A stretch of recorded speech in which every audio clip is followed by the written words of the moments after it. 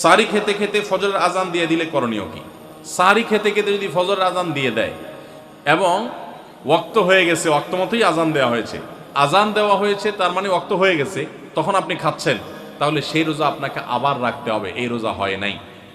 কারণ সাহারি খেতে হবে ফজরের ওয়াক্ত হওয়ার আগে আগে। ফজরের ওয়াক্ত শুরু হয়ে গেছে, তখনও আপনি খাওয়াতেই আছেন এবং গিলেছেন, তাহলে আপনার রোজা হবে না। যদি এমন হয় যে ওয়াক্ত হচ্ছে তার আগ মুহূর্তে খেয়েছেন, এখন মুখে খাবার আছে, খান নাই, নিয়েছেন খাওয়ার জন্য, বাকি ওয়াক্ত হয়েছে বা আজান হয়েছে দেখে আপনি ফেলে দিয়েছেন, তাহলে রোজা হতে পারে।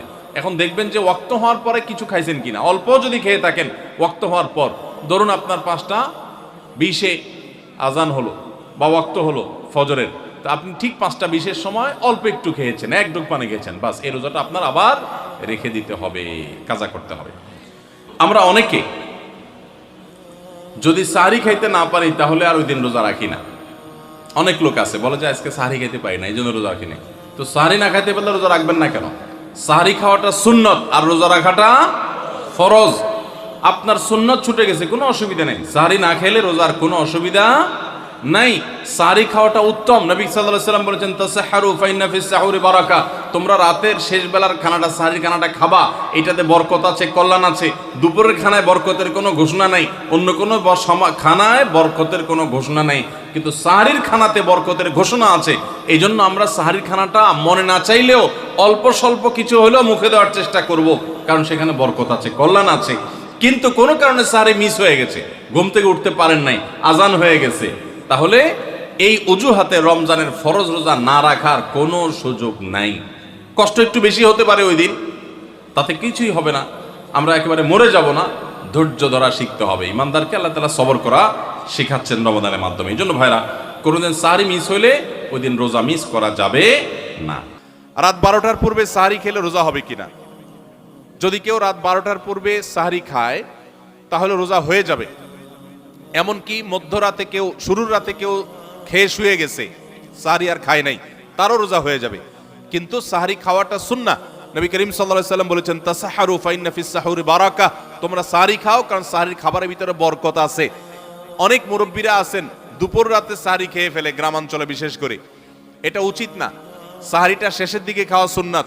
সাহারি খাওয়া শেষ হবে আর ফজরের আজান, এই দুইটার মাঝখানে 50টা আয়াত তেলাওয়াতের মতো সময় থাকবে, এটা হলো সুন্নাহ। অতএব সাহারিটা দেরিতে খাওয়া ভালো। কিন্তু যদি কেউ আগে খেয়ে ফেলে, রাত 12টার আগে খেয়ে ফেলে, রোজা হয়ে যাবে, সুন্নতের খেলাফ হবে।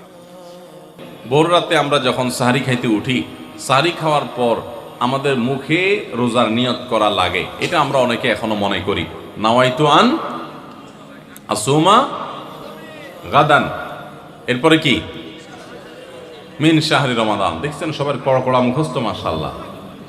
হ্যাঁ, মাসনুন দোয়ার কথা যদি জিজ্ঞাসা করি তাহলে অনেকেই বলতে পারবেন না, কিন্তু যে দোয়ার কোনো ভিত্তি কোরআন হাদিসে কোথাও নাই, ওইটা সবার মুখস্থ। নকলটা সবার মুখস্থ, আসলটার খবর নাই। রমজান মাসে বা রমজানের বাইরে কোনো সময় রোজার নিয়ত মুখে উচ্চারণ করা, এই যে নাওয়াইতু আন আসুমা গাদান মিন শাহরি রমাদান, আরো কি কি আছে, এরকম কোনো দোয়া পড়ার কথা কোরআন কিংবা হাদিসে কোনো নির্দেশ আমাদেরকে দেওয়া হয় নাই। আপনি সাহারি খাইতে উঠছেন কি জন্য? রোজা রাখার জন্য। রমজান রোজা রাখার উদ্দেশ্যে সাহারি খাইতে উঠছেন, বাস এটাই নিয়ত। নিয়ত মানে মনের উদ্দেশ্য। নিয়ত মানে কি? মনের উদ্দেশ্য। অতএব সে উদ্দেশ্য আছে, তাতে নিয়ত হয়ে গেছে। মুখের নিয়ত করাটাকে যারা জরুরি বা আবশ্যক মনে করেন তারা অবশ্যই ভুলের মধ্যে আছেন, এবং এটাকে জরুরি আবশ্যক বানানোর কারণে বেদাত হতে পারে, বরং গুনাহ হতে পারে। রমাদান কেন্দ্রিক একটা ছোট ভুল বলা যেতে পারে যে এই মুখে নাওয়াইতু আন আসুমা দোয়া পড়াটাকে আমরা জরুরি মনে করি। অনেক ক্যালেন্ডার ইত্যাদি দেখবেন এরকম, রমজানের ক্যালেন্ডার, ইফতার সাহারির ক্যালেন্ডার, ওখানে দেখবেন এরকম দোয়া দেওয়া আছে। এই দোয়ার কোনো ভিত্তি কোরআন অথবা হাদিসে নাই। নকল জিনিস বোঝার একটা সহজ পদ্ধতি বলি, এই যে দোয়া আছে নাওয়াইতু আন আসুমা গাদান, এই দোয়ার শেষে হাদিসের কিতাবের নাম, বইয়ের নাম, হাদিস নম্বর, কোনো রেফারেন্স দেখবেন না। বুঝতে পেরেছেন? এটা হলো মেড ইন জিনজিরা জিনিস, আইটেম যেরকম দেখেন না, ওই রকম। আমরা বেশিরভাগ মানুষ, শতকরা হয়তো 90%-এরও বেশি মানুষ, আমরা যারা রোজা রাখি, আমরা শুধুমাত্র পেটের রোজা করি। রোজাটা শুধু পেটের না ভাই, রোজাটা পুরো বডির, রোজাটা পুরো শরীরের, মাথা থেকে পা পর্যন্ত শরীরের প্রত্যেকটা অঙ্গের রোজা আছে। আমরা শুধু পান বা আহার থেকে, যৌনাচার থেকে বিরত থাকাটাকে রোজা মনে করি। আপনি চোখ দিয়ে মোবাইলে হারাম জিনিস দেখলেন, যেই মেয়েকে দেখা আপনার জন্য অ্যালাউড না, আপনি তার ছবি দেখলেন, ভিডিও দেখলেন, সেটা নাটকের নামে, সিনেমার নামে, কোনো ভিডিওতে, কোনো শর্ট ভিডিওতে, টিকটকে, কোনো জায়গায় আপনি দেখলেন, আপনি অনলাইনে অফলাইনে দেখলেন, তাহলে আপনার চোখের রোজা নষ্ট হলো। আপনার হাতের রোজা নষ্ট হবে যদি হাত দিয়ে কোনো গুনাহের কাজ করেন। পাও দিয়ে যদি কোনো অন্যায়ের পথে যান, পায়ের রোজা নষ্ট হবে। কান দিয়ে যদি আপনি মিউজিক শুনেন, আপনি গান শুনেন মিউজিক সহ, আপনি হারাম কিছু শুনেন, গীবত শিকায়াত শুনেন, তাহলে সেক্ষেত্রে কানের রোজা নষ্ট হবে। ঠিক একইভাবে আপনি মুখ দিয়ে খারাপ কোনো কথা বললেন, কটু কোনো কথা বললেন, গালিগালাজ করলেন, কারোর সাথে ঝগড়াঝাটি করলেন, তাহলে আপনার মুখের রোজা নষ্ট হবে। পুরো শরীরের প্রত্যেকটা অঙ্গ প্রত্যঙ্গের রোজা আছে। আমাদের রোজার দুইটা দিক, একটা হলো রোজার বডি, একটা হলো রোজার স্ট্রাকচার, আর একটা রোজার ফিনিশিং। স্ট্রাকচারটা দাঁড়াবে আপনি সবে সাদেক থেকে নিয়ে, সাহারি থেকে নিয়ে ইফতারি পর্যন্ত আপনি কিছু পান করলেন না, আহার করলেন না, এবং যৌনাচার থেকে বিরত থাকলেন, বৈধ সেটা থেকেও বিরত থাকলেন, তাহলে আপনার রোজার স্ট্রাকচারটা দাঁড়িয়ে গেল। কিন্তু এই রোজা বা সিয়ামের ফিনিশিংটা হবে তখন যখন আপনার মাথা থেকে পাওয়া পর্যন্ত শরীরের প্রত্যেকটা অঙ্গ প্রত্যঙ্গের রোজা রাখবেন। শরীরের প্রত্যেকটা অঙ্গ প্রত্যঙ্গকে যখন আপনি গুনাহ থেকে বাঁচাবেন, তখন আপনার রোজাটা পূর্ণতা পাবে। নবী করিম সাল্লাল্লাহু আলাইহি সাল্লাম বলেছেন, বুখারীর হাদিস, মাল্লাম ইয়াদা কাওলা যুরি ওয়াল আমাল বি ওয়াল জাহল ফালাইসা লিল্লাহি হাজা আন ইয়াদা তাআমাহু ওয়া শারাবা। যে ব্যক্তি রোজা রেখে মিথ্যা কথা বাদ দিল না, রোজা রাখছে আবার মিথ্যা কথা বলে, আবার যে ব্যক্তি মিথ্যা কাজ, প্রতারণা, 2 নম্বরে এই সমস্ত বাদ দিল না রোজা রেখে, যে ব্যক্তি মূর্খতা সুলভ কাজ করলো, এই ব্যক্তি রোজা রাখে উপবাস থাকায় আল্লাহর কোনো ঠেকা পড়ে নাই, অর্থাৎ তার নিজের কোনো লাভ হয় না, তাহলে এটা উপোস থাকা ছাড়া আর কি। ঠিক একইভাবে নবী করিম সাল্লাল্লাহু আলাইহি সাল্লাম বলেছেন, কোনো ব্যক্তি রোজাদার অবস্থায় কেউ যদি তার সাথে বিবাদে লিপ্ত হতে আসে, ঝগড়া করতে আসে, সে বলবে ইন্নী সায়েম, তোমার কথার বহুত জবাব দেওয়ার ছিল, কিন্তু আমি রোজাদার আছি, সো আমি তোমার সাথে কথা বাড়াতে চাই না।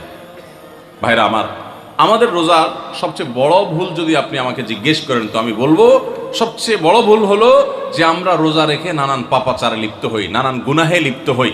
আমরা রোজা শুধু পেটের রাখি, আমরা আমাদের শরীরের অন্যান্য অঙ্গ প্রত্যঙ্গের রোজা রাখতে পারি না। রোজা মনেরও করতে হয়, মন দিয়ে কোনো খারাপ চিন্তা করব না, খারাপ জল্পনা কল্পনা করব না, অন্যায় কোনো কিছু করব না, মনের ভিতরে হিংসা রাখবো না, বিদ্বেষ রাখবো না, কারোর প্রতি শত্রুতা রাখবো না, এটা মনের রোজা।